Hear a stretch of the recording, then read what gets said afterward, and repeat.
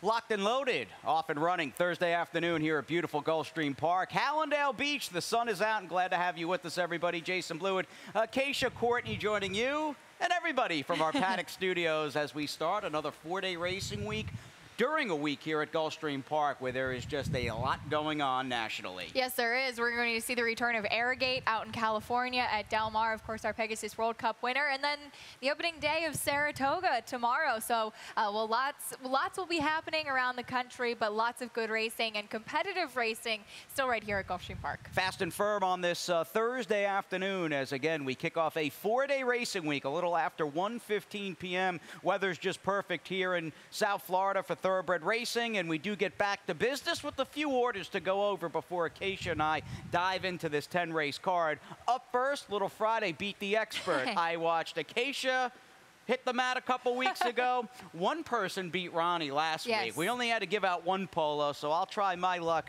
this go-round. It's free to play over on our Facebook page. No reason to not sign up. It does seem and feel like, and that's the beauty of it, every single Friday people really get engaged with this Beat the Expert. They do, and they kick our butts because I'm still convinced that it's some sort of curse on Beat the Expert Day for us. But that's good news for you guys. So we love when you play. Tweet us, let us know that you're playing. If you want a polo, take a picture of it. And don't forget, it's free and lots of fun going on Fridays. Right, on Saturday, the day after Beat the Expert a couple weeks ago, you basically had like 8 or 9 winners, and a few of them paid about $15. And of course, we want you to get social at sunset. Our first race on the Twilight Friday card, a little after 2:15 p.m. We'll have a 2-year-old race on the program here tomorrow. A little Friday action with the live music up in the Sport of Kings. All good with those Twilight Friday cards here at GP as this summer meet rolls full steam ahead. And that is where it's going and where we're headed for the first of 10 races today. A little early pick 5 action will start the first of a few key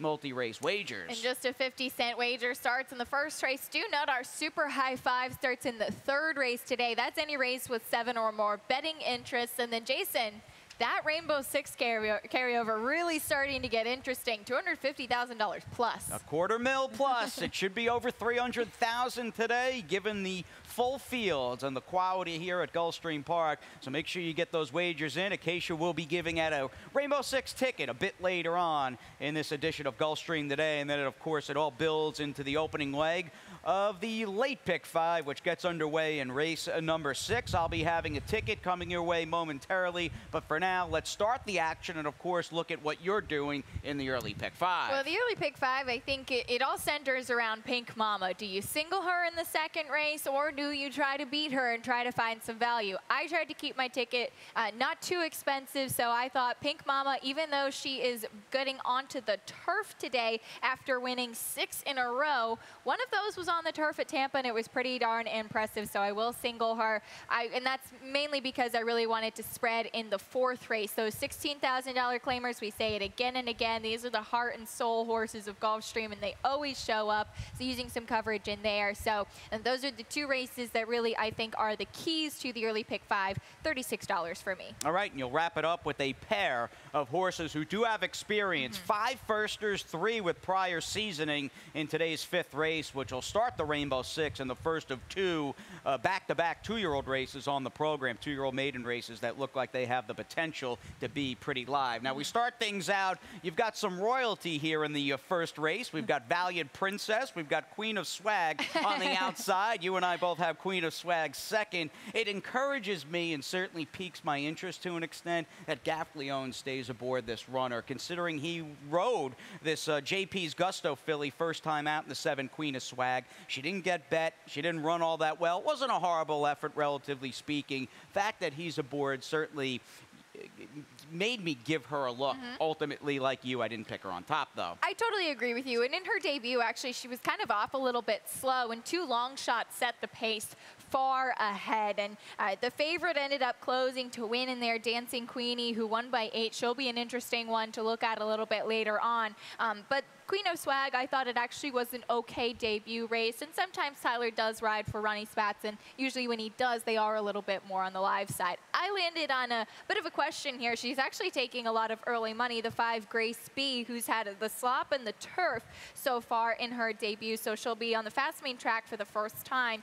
But she's also dropping in class, and I thought her debut race was very strong, and I wanted to show a stat on Louis Duco. Turf to dirt with maidens. He's about 18% win, but 43% of the time in the money, positive ROI, and I like to see the jockey switch to Emisale Jaramillo. Yeah, it's a big change there. I kind of missed this horse, and I regret it now looking at Grace B, who's never again started on dry dirt and has never sprinted before. A lot of changes. Yeah. Many of them appear positive as she drops in for 35,000, and the drop to 35 G's is what sold me on the 2 Valiant Princess. Now, Kathy Ritvo, the trainer for Reeves Thoroughbred Racing, doesn't start that many horses, but I think the following stat is worth noting because, again, it figured to not be a huge sample size. This is a trainer who's 3 for her last 15 for 20%, an ROI of about $5. I just think this is a horse. They tried her in Florida bred restricted maiden special weights, didn't work out. Put her in for the 35 today, and they're doing that. And it looks like this is perhaps where she belongs. She was only a $5,000 purchase, so maybe she was just over her head a little bit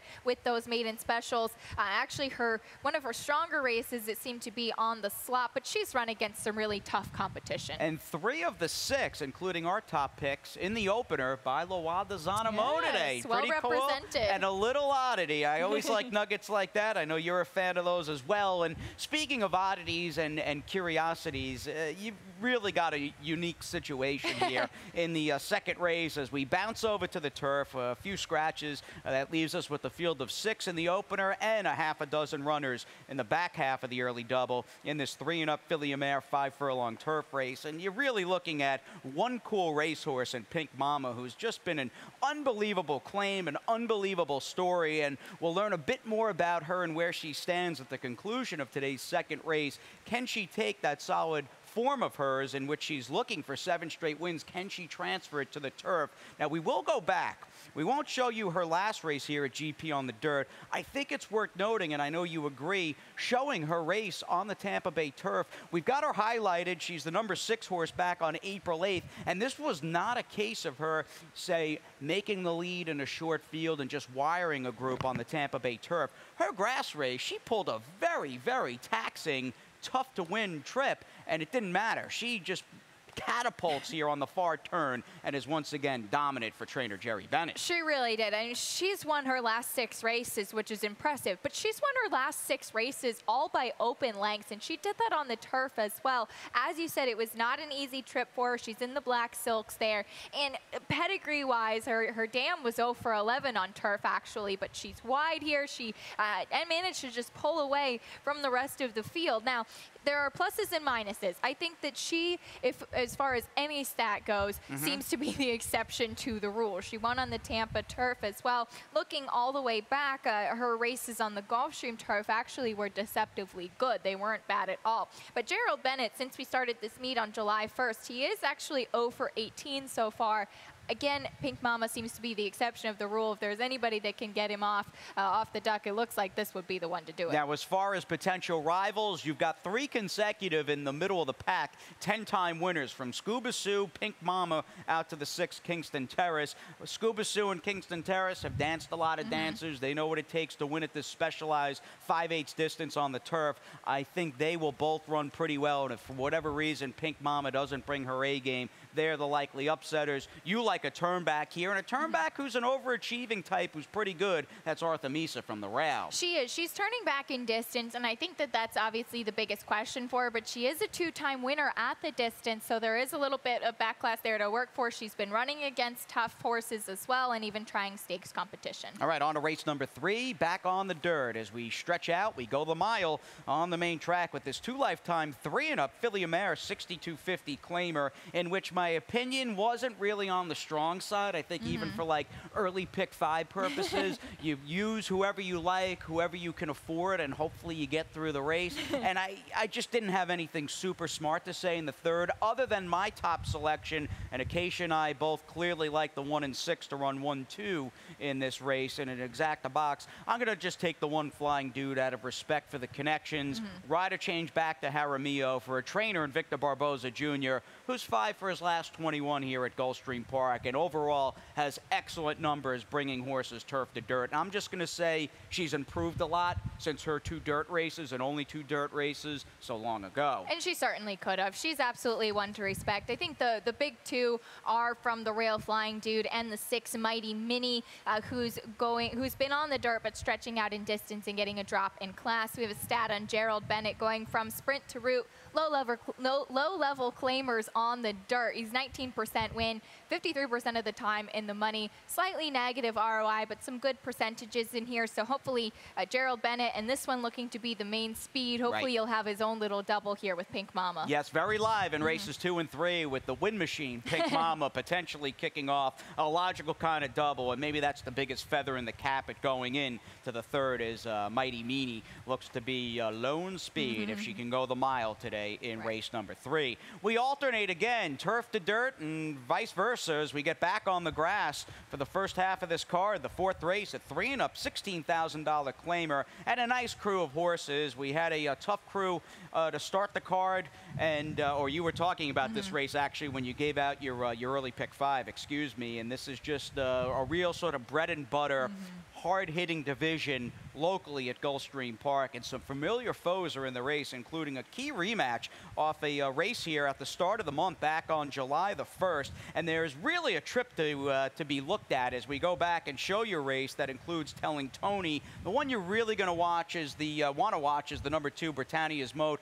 who we've got highlighted. We'll roll the tape as they enter the far turn, and I think more often than not, when you're pulling the inside trip, you want to have live cover. If we could just stop it there, you're about to see these horses out in front. You've got Britannia's Moat right there, the number 2 in the Dark Silks, and then you've got horses immediately in front of Britannia's Moat who weren't really live cover. We can roll the tape again, and this is just a case of there's no place to go whatsoever.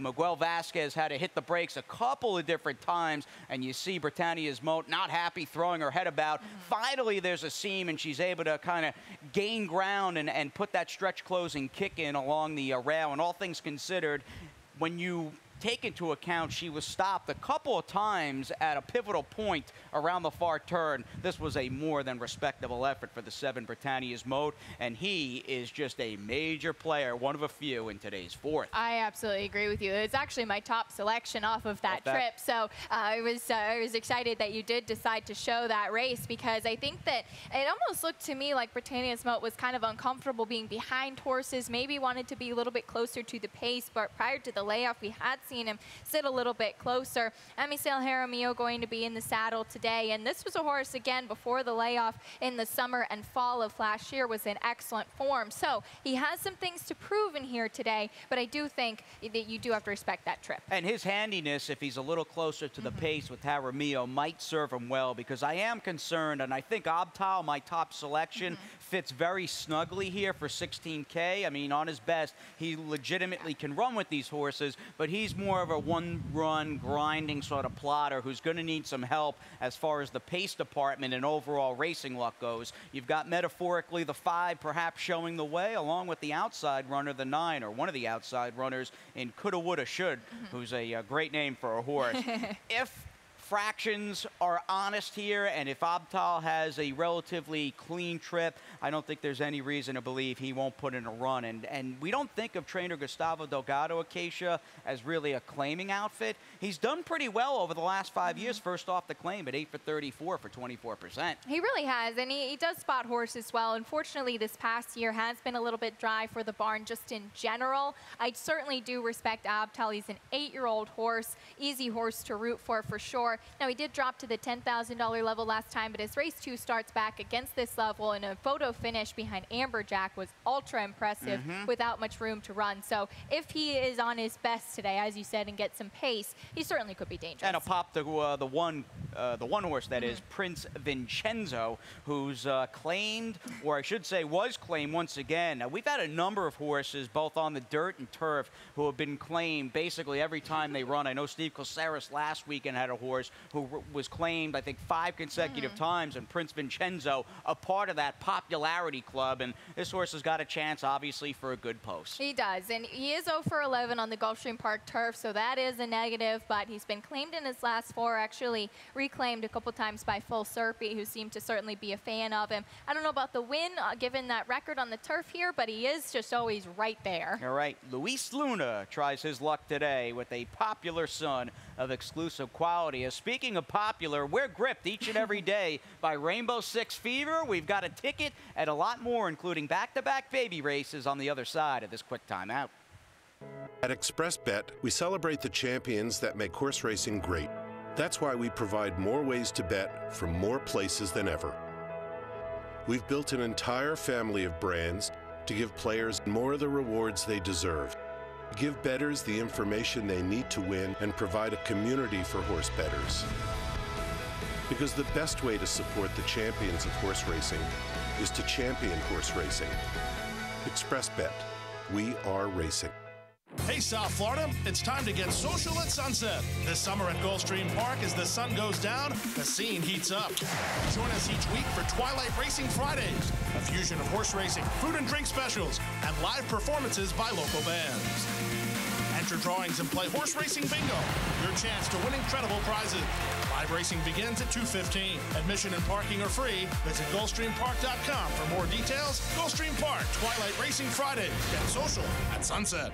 Glad you're still with us as we cruise around the far turn. I'd say half-mile pole or so of this Thursday edition of Gulfstream Today. Jason and Acacia, always in a good mood and delighted to have you with us as we get on to the opening leg of the Rainbow Six. We've had 3 consecutive dark days, so that's 3 extra days, or at least 1 extra day of study time. The pool is over $250,000. What are we doing? Well, you don't want to miss out on this Rainbow Six. It starts off with the 2 baby races, as you said. So I'm going to start off in the last leg of the pick 5, first leg of the pick 6, using the 2 with experience. Awesome Mass for Stanley Gold probably will be very well bet. And then you also have another horse coming out of that race in Wolf Eyes for Larry Bates. Another baby race, 2 turns on the turf in the 6th. I'm going to use 3 horses in there, 3 firsters, actually. That's always a tough race to predict. 3 and hope, right? And hope, yes. We're just going to pray in that one. And then using 3 in the 7th as well, pretty tough, 62.50. Just 2 in the 8th race with the 5 and 6, a speed and a closer, 3 in the 9th, and then just 2 in the nightcap. Hopefully we get there. 43.20 for me. If you get there. If we get there. I can back up. I think you've got the right 2 in the last. The more I looked at Flying Queen and even Dreaming of Rosella, they might just be a cut above everybody else as they rematch, and they both have very high percentage winning connections in their corner. But it all begins, of course, with race number 5. This is the opening piece of the puzzle as we have 2-year-old fillies gunning for a top prize of $50,000. And much like the Britannia's Moat Telling Tony rematch earlier on the turf in the 4th, we've got a key one here from June the 7th. Now, this is 2 back for Awesome Mass. This is the only race to date for the outside runner, Wolf Eyes, and a case, and this was one we looked at on Gulfstream Weekly. Keep your eye on both the 2 and the 3 horses who were both basically off in a tangle and eliminated at the start. Now, you can see Wolf Eyes, the number 2, is completely out of the picture. We're going to show the entire race. I was really, really impressed with this effort by Awesome Mass, who, when you talk about a horse getting race experience and seasoning, if we could just pause it there. Watch. Now, this is a very wet track, and keep your eye and just quite simply watch Awesome Mass, who's in the green and white silks of Arundel Farm. You've got all these horses ahead of Awesome Mass and a very wet track. And watch this middle move, this filly by Brethren puts in. We'll roll the tape there at around the far turn or around the 3/8 pole. I mean, she runs up big time behind those leaders and then is jammed up in between horses. This was just, I thought, a very unorthodox kind of bad luck trip. And in talking about just a filly today who I think has got a strong base, a strong foundation.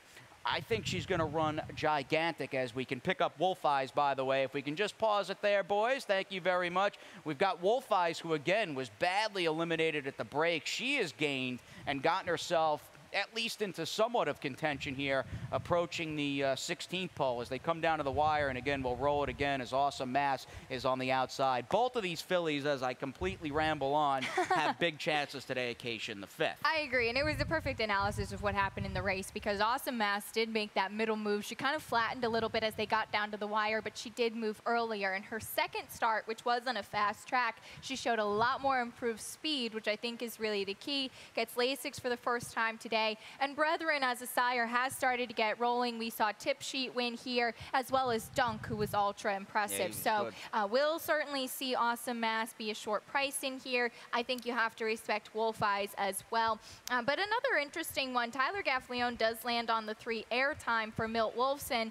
This one is out of a mare that was a 3-time dirt sprint winner and did win it too by Wildcat Air. Yeah, let's throw up the bullets here. Very good point with the number 3 airtime. Was one of 2 in the race by Wildcat Air, as Wolf Eyes has that same stallion as well. And there you go. 18-year-old Dan was a 3-time dirt winner, including her 2-year-old season, like Acacia just said. You've got a couple of Graham Hall siblings who were also 2-year-old winners, and Gaffleone riding for trainer Milt Wolfson. This has been a dangerous combination, and clearly they probably like airtime, but you know, the news there with airtime, certainly a live firster, but she's going to have to do some running in her debut, you would think, to defeat both Awesome Mass and Wolf Eyes, who have given every right to believe they should run very big in today's 5th. And we'll continue on, of course, and that was the real neat thing about today's card. Back-to-back 2-year-old races. Maybe there's some guesswork in the 5th, even more so in the 6th race. And this is, and you kind of talked about it in your Rainbow Six analysis, you use 3 and you're hoping for the best. And going into this blind, I'm going to just use 2 of the outside runners as we show you the late pick 5 ticket, and hopefully you would think as we get closer to post, and hopefully before you put in your late pick 5 ticket, you'll have the board to maybe give us some clues as to who is live and maybe who isn't so live today. So it's just Irwin and Catholic Boy, as a graduate of Catholic elementary school so many moons ago. I've got Catholic Boy in the mix. I called tongue-in-cheek, and I was glad to see you used a bunch of horses in the 7th race. That is like the Grade 1 Breeders' Cup of 6250 claimers. There's 11 in there, many ways to go. I'm going to use 4. The tricky part with the 8th race is all the main contenders, in my eyes, have blazing speed, and that is a major concern with the likes mainly of Wildcat Wave, who I think is the most talented, but is going to get most likely hounded up front. If I'm right with Charlie Secret, maybe we can hit this thing and single Charlie Secret, who's going to need a big effort. This is the major test for her stepping up. And again, I like the 2 favorites for the Cash Out and Flying Queen and Dreaming of Rosella, as those 2 fillies come out of a turf race here a few weeks ago. But moving on to race number 6, Acacia, there is some guesswork. There is also a pair of runners, beginning with Looking to Strike, who sold and sold pretty well at OBS during March and April. Now this colt, I should say, by Looking at Lucky, worked an 8th in 10 flat. It's a breeze we are going to show you right now on Gulfstream today, and one of 2 in the race, trained by Mark Cassie. Here is Looking to Strike, selling for $210,000 with a pretty fast furlong and some serious high front action. It was, and it does look like a turf horse given his action. You bring up a very good point there. Now, the dam was unraced. This is her first foal in here. Speedy work from him. You have to imagine that, plus the pedigree is a big reason for the high purchase price of $210,000. This is where Tyler Gaffleone lands. Some solid works, nothing incredibly eye-catching on the Palm Meadows turf course, but definitely solid. And this is, I think you bring up a good point too. Watch the board in this race and see which ones the word is out on, because Mark Cassie does have 2 in here, the number 1 Discovered as well. I did prefer this one of the 2 on pedigree. Now, the 8 Irwin, let's show you this one's breeze. OBS April, $100,000. This might just be the first 2-year-old we've seen in South Florida by Animal King, and you see this horse under steady left-handed urging, working that 8th in 10 and 2. I can tell you this horse is a yearling. was an RNA at 45,000, but again, brought a little more than that as a 2-year-old in training. And Eric Gio, the trainer, Acacia, has already got a 2-year-old filly who's won here long on the turf this meet. He did. Unstable in the morning, had a little bit of a tough trip and still managed to get a win on the turf. Now, this one is also a half-2 multiple stakes place. Sea Chain, who did win twice on the turf, a couple of North American turf siblings and European turf siblings as well. So there's plenty of pedigree there. Some nice Palmettos works. I took the guess with this one, but I can understand Catholic boy, and maybe you're a Catholic boy. I did actually go to a Jesuit college, so maybe that's a little bit of a hunch bet for both of us. Yeah, maybe. With this colt, we love More Than Ready. Yes. How can you not love More Than Ready? He is such a prolific turf sire, especially with 2-year-olds on the grass. And the fact that Jonathan Thomas has been on such a good run, 5 for his last 7 at Gulfstream Park over the last 90 days. I'm just going to follow the connections here, and I love More Than Ready and hopefully guess right with a horse who's a second foal out of a well-bred dam, but a dam who was 0 for 5 and pretty average during her days on the racetrack. Quickly, a bullet here with the one Discovered. This is the other Cassie Firster by Gemologist. 3rd foal from a 9-year-old dam. This one sold as a yearling for $60K and then pinhooked at OBS March for $250,000 after breezing a quarter in 21-1. You'll, of course, fill us in with how those horses look. Looks like a nice group of colts in race number 6, to say the least. On to the 7th, again, tongue-in-cheek, stakes quality group of bottom-level claimers here at Gulfstream. There's just a ton going on, but lo and behold, you and I want Victor Barboza Jr., the same horse, the 5 grand into that. Yes, he has some speed. He's going to stretch out a little bit from the 7/8 to the mile. Pretty solid performance last time out, but I just think that this is a pretty honest horse. He looks to me to be one of the best in here. I had a little bit of interest in the number 2, Morichal, who was totally pinched back at the start last time in a very big competitive field, but this one, I agree, you want some coverage. Want some coverage? Friends with K. Mill, the 11 in the mix for both of us, a logical contender over his last few races. Let's move on to the 8th, a little more fast and furious turf sprinting action late in this Thursday card at GP as we bring on a 5-furlong, $16,000 claimer. These are 3 and up fillies and mares, and I don't think there's any arguing that, at least as of recent, the 5 Wildcat Wave is the best horse in the race, just the most in form and most consistent and maybe reliable. What's going to happen, though, and that's, I think, the subplot that makes this race so tricky. What happens if, say, the 4 Smooth Cookie, who's a need-the-lead type, and even a horse like the 9 Threat, if they gun hard and hook up in a 3-way, 4-way pace battle with the 5 Wildcat Wave? And I think Smart Jersey has speed, too. You're absolutely right. There's just quite a bit of early pace setters in here. Wildcat Wave's only blemish recently was when she found a sealed sloppy track off the turf, but other than that, she's been very reliable in what you're going to see on the turf from her. That's why I kind of, as I alluded to earlier, picked a speedster and a closer in the 6, Head for the Hills. I liked her last time. She never lifted her feet off the layoff, but she took early money, and now she gets some class relief. She definitely has a turf hoof, and she did look healthy. Maybe now some fitness second off the bench will be the key. If that does happen, she could be one to close. And she was bet coming in from Penn off a layoff. She was kind of an odd-looking, maybe wise guy type horse, but she was bet like she was going to run, and again, she was just outrun after a slight steady into the turn. Quick drop and a quick turnaround for her today, for Antonio Sano, make her an interesting player. Clouded Appeal might not be good enough, but again, as far as potential race flow, I picked this filly who just broke her maiden of all places at Tampa Bay Downs on June 30th. It still looks weird in the PTs seeing June 30th and racing at Tampa Bay, but I think there's a chance she just sets up shop in that first flight and potentially gets first run at some horses who are running pretty fast and battling eye to eye and head to head. Maybe the trip works out for Clouded Appeal and she can score at a price. That was my guess in race number 8, but it is a tricky one.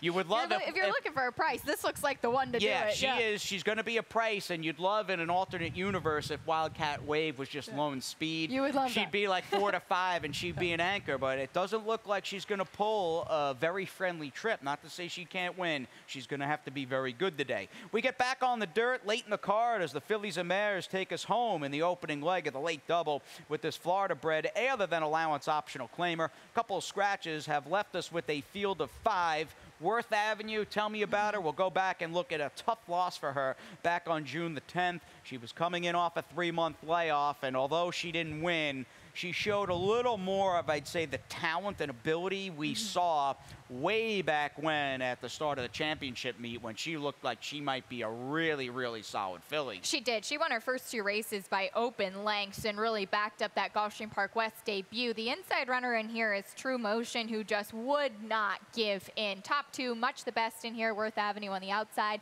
I did speak to trainer Aubrey Mirage the other day, and he said, you know, off the bench a little bit. He said that, yes, it was a tough beat. He's hoping that she's going to win today, but they were a little bit more forgiving of her last time because it was off of a 3-month break. And you love Rochette. You just can't go against Rochette. I do. I can't get away. I did think that this one has a versatile running style and could close a bit. Also, second off of a little bit of a layoff, and I wanted to show a stat for Kathleen O'Connell. Past 5 years, second off the layoff, dirt sprint in the money last time out.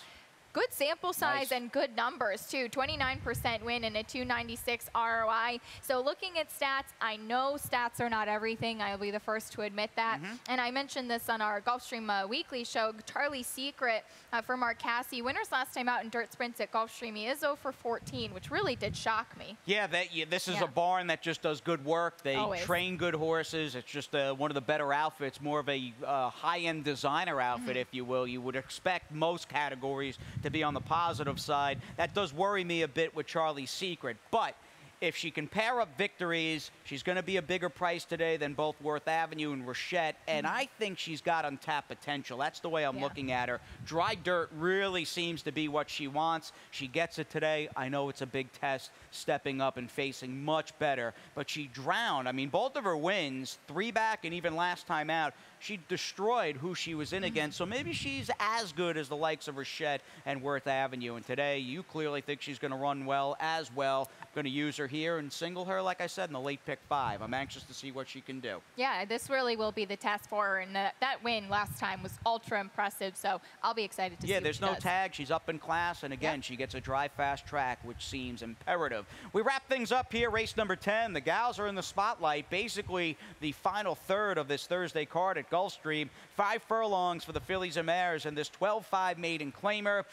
If things are a little smoother this go-round for Flying Queen and her rematch against Dreaming of Rosella, not going to spend a lot of time on the last. I think she might just be a little better than both the Calabrese horse and anybody else in here after having some serious trouble on the turn last time out. She did have to steady a lot. Now, she's a horse that's just kind of been taking money a lot. She's kind of been in good spots, been knocking on the door. She had trouble last time. She's got some hang in her. She's got some hang in her for sure. Quickly, a stat on Victor Barbosa Jr. Normally, his numbers are fantastic. On the turf in the money last time out in maiden claimer, it's just 2 for 17 and a negative ROI. I did land on Dreaming of Rosella. Tyler Gaffleone stays. She gets the blinkers off today. Maybe that'll help her to move forward in here. I think these are the big 2 that you have to use both of them. Yep. If they lose, well, who knows? We lose. Yeah, if they lose and we get there, we're out. But you know what? We'll come back tomorrow for Beat the Expert Friday and a Twilight Friday. And if you haven't checked it out, our latest edition of Gulfstream Weekly, we filmed it yesterday up in our Sport of Kings studio. A lot of fun to tape. Seems like the fans really like the show, which we love to hear the positive or negative feedback. And that's currently up on our YouTube channel, and GulfstreamPark.com. Definitely worth checking out. It is, and we did a little rundown of our Rainbow 6 picks this afternoon as well with that great carryover, so don't miss out. And don't miss Ron Nicoletti, who's joining us. We're happy about that. Ronnie and I from the set. Keisha doing her thing in the walking ring, and Pete Aiello will be doing his thing, the voice of Gulfstream Park, coming your way next with Thursday's Scratches and Changes.